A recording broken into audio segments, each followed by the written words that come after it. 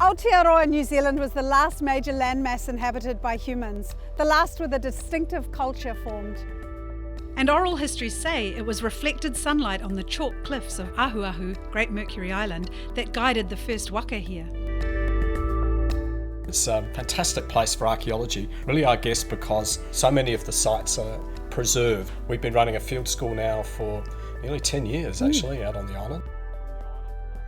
In this bag I've got a piece of obsidian. Obsidian, you see it's a black volcanic glass, isn't it really cool? It's beautiful. So what we do is we locate every single object, every piece of obsidian like this, plus all those other objects that we find in 3 dimensions, and create some really cool 3D images.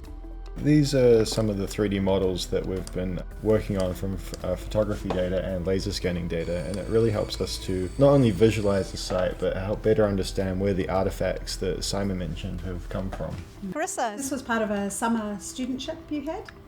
So the deans were able to give me a summer scholarship, which is the Natalie Blair Scholarship.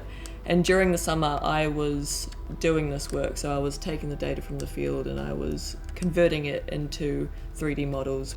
This is Waititoki, which is one of the garden sites in the central area of Ahuahu.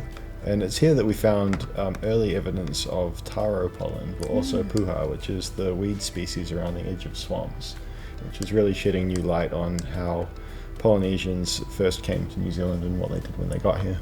Aotearoa, New Zealand is just a fantastic case to see the changes that people with agricultural technology make on a landscape. Ahuahu lies on the eastern boundary of the Hauraki Gulf, New Zealand's only marine national park. The Hauraki Gulf, Tikapa Moana, Te Moana Nui Atoi, Auckland's big blue backyard, holds around 25% of the world's known seabird species, and around 20% of the world's whale and dolphin species have been seen here at some point. My interest is in these megafauna that form part of this unique marine ecosystem.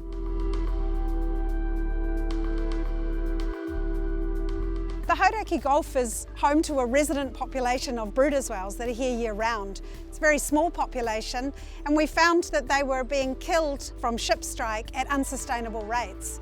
We formed a social process, so we got iwi, shipping industry, government agencies, and of course science to inform what we would do next to solve this problem. Within only a couple of years, the industry formed a voluntary protocol to slow ships down.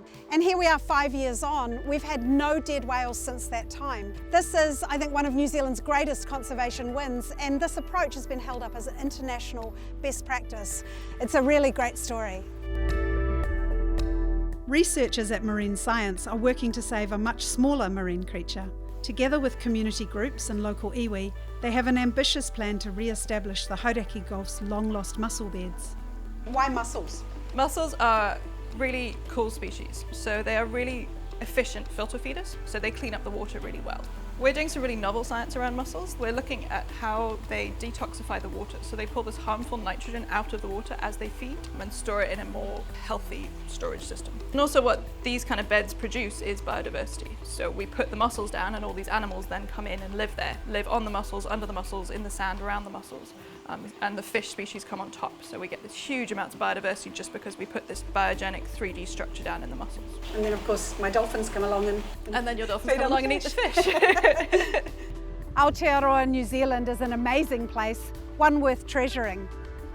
Researchers and students at the University of Auckland are using the past to help us understand the future and confront problems that we need to solve. This is made possible with donor support. On behalf of us all, we thank you.